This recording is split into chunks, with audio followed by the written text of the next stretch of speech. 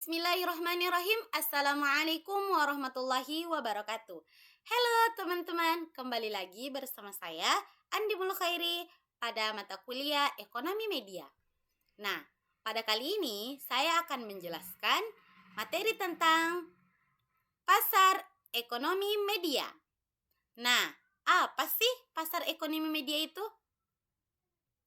Nah, selanjutnya pada pasar ekonomi media akan membahas 3 pembahasan, yaitu pasar media, struktur pasar media, dan yang ketiga perilaku pasar media. Yang pertama, pasar media. Dalam kegiatan ekonomi, pasti terdapat pasar yang digunakan untuk aktivitas jual beli. Sama halnya dengan kegiatan media, pasti memerlukan pasar untuk mempromosikan program yang telah diproduksikan agar memperoleh perhatian dari halayak. Dalam tulisan ini akan membahas apa sebenarnya yang dimaksud dengan pasar media itu.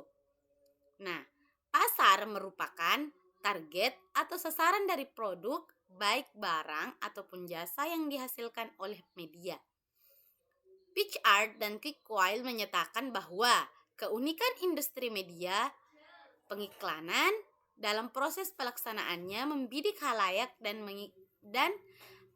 mengiklankan pemasaran iklan pada program sinetron tersebut. Selanjutnya, ada yang namanya tipe struktur pasar.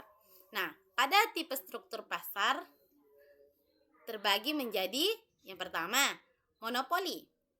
Nah, tipe struktur pasar monopoli di mana hanya ada satu produsen yang menguasai pasar.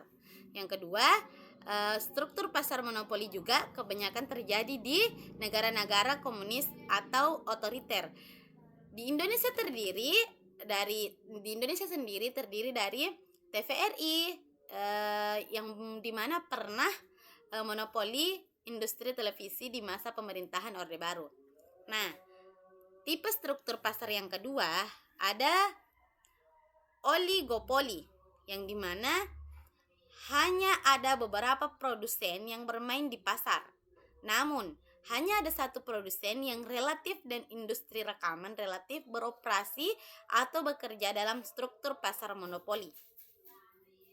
Nah, dalam industrinya, surat kabar di Indonesia beroperasi banyak koran, namun harian Kompas seringkali dianggap mendominasi pasar surat kabar nasional. Nah, yang ketiga, kompetisi monopolistik.